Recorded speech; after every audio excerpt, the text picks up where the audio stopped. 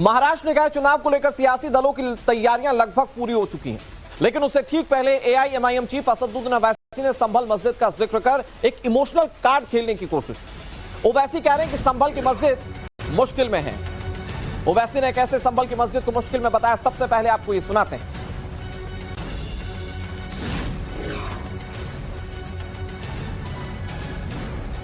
असदुद्दीन ओवैसी की वैसे ये राजनीति का पेटेंट रहा है कि वो जहां जाते हैं तो डर के हिसाब से अपनी राजनीति करते हैं, मुस्लिमों को डराने की कोशिश करते हैं। इस बार उन्होंने महाराष्ट्र के निकाय चुनाव में संभल की मस्जिद वाला कार्ड चल दिया। हालांकि वो मामला पूरी तरह से कोर्ट के देखरेख में आगे बढ़ रहा है, उस मामले में प्रशासन नियम संबद्ध कार्रवाई कर रही है। लेकिन कैसे महाराष्ट्र के निकाय चुनाव में असदुद्दीन ओवैसी ने संभल की मस्जिद का जिक्र किया, ये सुनिए आप। याद रखो, खुदा ना खास्ता संभल की मस्जिद अब परेशानी के माहौल में आ चुकी है कानून बनने के बाद। क्या तुमने नहीं देखा कि दिल्ली में 100 साल पुरानी मस्जिद है, सर्वे होता है, मस्जिद कमेटी को नहीं मालूम, सर्वे हो जाता। महाराष्ट्र निकाय चुनाव के लिए ओवैसी संभाजीनगर में जनसभा को संबोधित करने के दौरान बेहद आक्रामक दिखाई दिए। उन्होंने दिल्ली वक्फ बोर्ड को कटघरे में खड़ा किया। ओवैसी ने कहा कि दिल्ली वक्फ बोर्ड बीजेपी के इशारों पर चल रहा है। उन्होंने दिल्ली वक्फ बोर्ड को कैसे घेरा, अब आपको वो सुनाते हैं। के जरिए हुकूमत किसी भी मस्जिद को हासिल कर सकती है। इस कानून के जरिए किसी भी दरगाह और खानकाह को बंद किया जा सकता है। जिस जमीन का मालिक अल्लाह है, मोदी बोल रहे कि काबिज मालिक होगा, अल्लाह नहीं होगा। कौन सा इंसाफ है बताओ आप ये। और मेरी बात याद रखो, खुदा ना खास्ता संभल की मस्जिद अब परेशानी के माहौल में आ चुकी है कानून बनने के बाद। क्या तुमने नहीं देखा कि दिल्ली में 100 साल पुरानी मस्जिद है, सर्वे होता है, मस्जिद कमेटी को नहीं मालूम, सर्वे हो जाता। असदुद्दीन ओवैसी ने एआईएमआईएम के पूर्व सांसद इम्तियाज अली पर हुए कथित हमले को लेकर बीजेपी और आरएसएस को आड़े हाथों लिया और इसके साथ ही कई संगीन आरोप लगाए, वो भी सुनाते हैं आपको। ऐसा मत करो, तुम्हारे हाथों में मेहंदी लगी हुई थी, मैं जानता हूं। और याद रखो, ऐसी आग को मत जलाओ जिसको तुम नहीं बुझा पाओगे। तुम एक खेल खेल रहे हो। मैं जानता हूं कि बीजेपी के बड़े बड़े नेता आमदार के पास तुम गुलामी करते हो, उनके घर के टट्टू हो तुम। वहां कर लेना। अगर तुम ये समझ रहे हो कि कोई आमदार खासदार तुम्हारे लिए फोन कर देगा, याद रखो, आज के जमाने में फोन की भी जरूरत नहीं पड़ती बहुत से काम कराने के लिए। तो अफसोस होता है, इतने सालों से मैं यहां पर आ रहा हूं, कई तकारीर मेरी यहां पर हुई इस मुबारक शहर में, मगर कभी भी हमने हिंसा या तशद्दुद की बात नहीं की। फसाद हो रहा था तो इम्तियाज जलील जाकर उस फसाद को बढ़ने से रुकाया। अगर सियासी फायदा कराना चाहते तो इम्तियाज जलील घर को आके बैठ जाते थे, मगर इम्तियाज जलील नहीं चाहते थे कि इस शहर का अमन बर्बाद हो जाए। हम उम्मीद करते हैं कि एडमिनिस्ट्रेशन इसका सख्ती से नोट लेगा और जो भी उनको करना है करना पड़ेगा। फ्री एंड फेयर इलेक्शन होना चाहिए और होगा इंशाअल्लाह ताला। और अगर कोई 15 तारीख के दिन भरतनाट्यम करना चाह रहा है तो याद रखो, हम भी 3 मार का नाच कर सकते तुम्हारे साथ। ओवैसी आक्रामक हैं और ये उनका अंदाज है जिसके लिए वो जाने जाते हैं। ओवैसी ने महाराष्ट्र निकाय चुनाव को फतेह करने के लिए शायद ही कोई ऐसा मुद्दा हो जिस पर केंद्र सरकार को ना घेरा। ओवैसी ने प्रधानमंत्री नरेंद्र मोदी पर आरोप लगाते हुए कहा कि उनके पीएम बनने के बाद मॉब लिंचिंग के मामलों में इजाफा हुआ। ये भी सुनिए। नरेंद्र मोदी देश के प्रधानमंत्री बने, मॉब लिंचिंग में इजाफा हो गया। जब से नरेंद्र मोदी देश के प्रधानमंत्री बने, गौ रक्षक के नाम पर इंसानों को मारा और पीटा जा रहा है, बुलडोजर का गलत इस्तेमाल हो रहा है। जलगांव में शमशाद पठान को उसी के साथियों ने, बचपन के साथियों ने मिलकर उसका कत्ल कर दिया। 5 पीढ़ी से वो वहां पर गांव में रह रहे थे। उसके बाप ने कहा कि अब मैं नहीं रह सकता, मेरे ही गांव में जहां पर मेरी 5 पीढ़ी यहां पर रही, उनके सामने मेरे बेटे को मार दिया गया, मैं इस गांव को छोड़कर जा रहा हूं। फिर हम देखते हैं। असदुद्दीन ओवैसी ने इस दौरान महाराष्ट्र के मौजूदा मुख्यमंत्री और पूर्व मुख्यमंत्री दोनों पर गंभीर आरोप लगाए। कहा कि वे मुस्लिमों के खिलाफ बोलते हैं।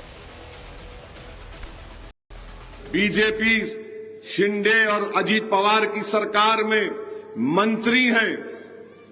बाबा साहेब अंबेडकर के संविधान पर ओथ लेते हैं और रोज अनाप शनाप बकते रहते हैं मुस्लिम अल्पसंख्यक समाज और दलितों के खिलाफ।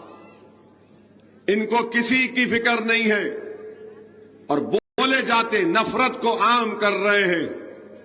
तो मेरे अजीज दोस्तों और बुजुर्गों, अपना एक एक वोट का सही इस्तेमाल करो। और ये लोग जो इम्तियाज जलील की गाड़ी पर आकर ये जो नहीं मालूम आप औरंगाबाद में खेलते नहीं खेलते, हमारे पास वो इमली के सूखे हुए गुटली होती, वो दाल के साथ फेंकते, हम ना खेलते, बचपने में खेलते थे, नहीं मालूम या खेलते नहीं खेलते, क्या बोलते उसको, क्या बोलते,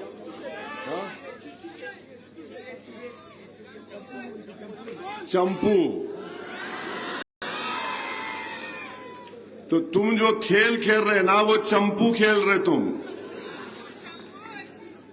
ये सूखे हुए इमली के गुटलियों का चंपू खेल रहे हैं यूं। इन सबके बीच हिजाब वाली प्रधानमंत्री के मुद्दे पर ओवैसी और संजय निरुपम में सियासी भिड़ंत देखने को मिली। ओवैसी ने कहा कि संविधान के मुताबिक कोई भी नागरिक देश का प्रधानमंत्री बन सकता है। इसका विरोध कर बीजेपी वाले पाकिस्तान की भाषा बोल रहे हैं। इधर शिवसेना शिंदे गुट ने यानी कि संजय निरुपम ने कहा कि बुरके वाली पीएम बनेगी जरूर, लेकिन पाकिस्तान में। ऐसा है ना, नफरत के अंधे हैं। उनका जो नफरत है उनको ना सिर्फ उनको अंधा कर रहा है, बल्कि उनको ये पाकिस्तान की जबान इस्तेमाल कर रहे हैं। क्यों कर रहे हैं बोलता हूँ, देश के संविधान में ये संविधान रिलीजन की बात नहीं करता है, यानी प्राइम मिनिस्टर हो, प्रेसिडेंट हो, एमएलए हो, और ये देश किसी एक रिलीजन का नहीं है। जो भगवान अल्लाह को नहीं मानता उसका भी देश है। तो ये जबान जो इस्तेमाल हो रही है ना, वो तो पड़ोसी मुल्क की जबान है, क्योंकि पाकिस्तान के संविधान में लिखा गया कि आप एक ही समुदाय के होंगे तो ही आप बन सकते हैं। ओवैसी साहब ने सही कहा है, हिजाब पहनने वाली महिला जरूर प्रधानमंत्री बनेगी, लेकिन वो हिंदुस्तान के प्रधानमंत्री नहीं बनेगी। अगर उनको इतना ज्यादा तड़प है कि हिजाब पहनने वाली महिला कोई प्रधानमंत्री के रूप में देखे, तो इसके लिए उनको हिंदुस्तान छोड़ के रजाकारों की तरह पाकिस्तान जाना पड़ेगा। असदुद्दीन ओवैसी कई नेताओं पर धारदार बयान देते हुए सुनाई दिए, और उसमें उन्होंने अजीत पवार को भी नहीं छोड़ा। उन पर उन्होंने कैसे तीखी प्रतिक्रिया दी, आपको वो सुनाते हैं। चाहे कोई भी इस्तेमाल करो, अजीत पवार तो वो आदमी है जो शरद पवार का नहीं हुआ। अजीत पवार तो वो आदमी है जो 70,000 करोड़ का, वो खुद बोल रहा मेरे खिलाफ एलिगेशन है करप्शन का। वक्फ का बिल बन रहा था, अजीत पवार साथ दिए मस्जिद दरगाह खानका को छीनने का। उन्होंने क्या ज्ञान दे रहे उन्होंने, लेकिन वो तो अब चाचा के साथ पुणे में है। अरे वो अभी तो देवेंद्र फडणवीस को वो खुद गाली दे रहे, अभी बोल रहे ना उनको ही बोल रहे, करप्ट बोल रहे उनको। देखो आप। असदुद्दीन ओवैसी ने साथ में यह बड़ा दावा भी कर दिया कि इस बार कई शहरों में एआईएमआईएम के मेयर बनने जा रहे हैं। उनका यह दावा सुनिए। नहीं, जहां कहीं भी हमारे कैंडिडेट्स खड़े हैं, बहुत ही स्पॉन्टेनियस रिस्पांस है और बहुत बड़ी तादाद में लोग सपोर्ट कर रहे हैं। हमको यकीन है कि इंशाल्लाह एक बड़ी तादाद में हमारे म्युनिसिपल कॉर्पोरेटर्स जीतेंगे, बहुत से जगहों पर अपना महापौर बना पाएंगे। वैसे इस बार महाराष्ट्र के नगर निकाय चुनाव को लेकर बहुत सारी ऐसी चीजें सामने हैं जिसकी कल्पना कोई नहीं कर सकता। मसलन बीजेपी और एमआईएम के अलायंस को लेकर इस तरह की बातें उठ रही हैं कि ये दोनों पार्टियां अलायंस में चुनाव लड़ रही हैं। इस पर भी असदुद्दीन ओवैसी ने पिक्चर काफी हद तक क्लियर कर दी। देखिए, बीजेपी तो सर आपके साथ अब अलायंस भी कर रही है, ऐसी भी बातें आ रही है। कोर्ट के जो है मैं नगर परिषद हम लोग लेटर लिख कर दिए उन्हीं के हाथ से कि हम उससे वापिस आ रहे, वो लेटर लिख के दिए उसमें। असदुद्दीन ओवैसी के कई सारे रिएक्शंस आपने सुन लिए। एक बात तो आपको समझ में आई होगी, चाहे वो निकाय चुनाव हो, विधानसभा चुनाव हो, लोकसभा चुनाव हो, मुद्दे एक ही असदुद्दीन ओवैसी के और इसी पर वो सियासत करते हैं, कोशिश करते हैं मुस्लिम कंसोलिडेट हो, उन्हें वोट दें और उस हिसाब से वो अपने मेयर महाराष्ट्र में बनाने के दावे कर रहे हैं। अतुल सिंह हमारे सहयोगी ज्यादा जानकारी के साथ जुड़ गए। अतुल, उनका वो इंटरव्यू भी आपने देखा जिसमें उन्होंने लगातार असदुद्दीन ओवैसी से बातचीत की, लेकिन अतुल अंदाज वही है, मतलब भले ही निकाय चुनाव हो लेकिन वो केंद्र सरकार पर निशाना साध रहे हैं, राज्य सरकार पर निशाना साध रहे हैं, अजीत पवार पर निशाना साध रहे हैं, कांग्रेस पर निशाना साध रहे हैं, मतलब अपने ही अंदाज में ओवैसी इस चुनाव में भी मैदान में।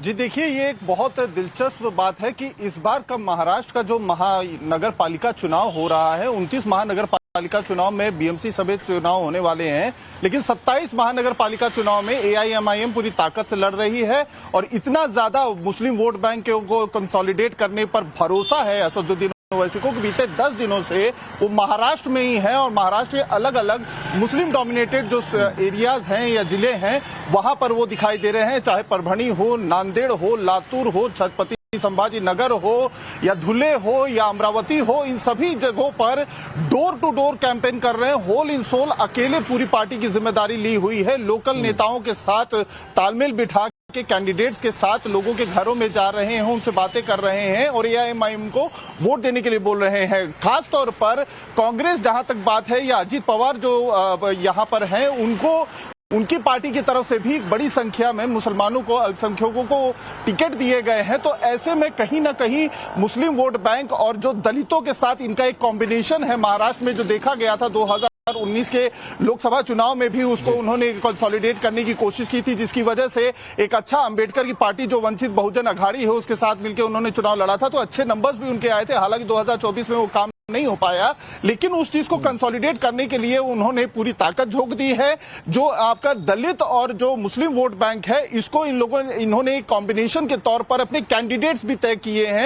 हमने जब कल इनकी सभा यहाँ पे संभाजी नगर में कवर की थी तो भी हमने देखा यहाँ पर जिस जगह पर वो संबोधित कर रहे थे, टाइम्स नाउ को उन्होंने नाम भी लिया अपनी स्पीच के दौरान, वहां पर भी उन्होंने 2 हिंदू दलित कैंडिडेट को जो है ओवैसी के अभी तक के निकाय चुनाव को लेकर सारी रैलियों को देखिए, मतलब एक पर्टिकुलर रीजन है जिसमें वो जाके लगातार रैलियां कर रहे हैं और अब से 1 से 2 दिन पहले अतुल उन्होंने कहा था कि आपको मुस्लिमों का नेता चुनना होगा। तो क्या असदुद्दीन ओवैसी को सुनकर यह नहीं लगता कि वो अपने आप को एकमात्र मुस्लिम नेता के रूप में प्रोजेक्ट कर रहे हैं?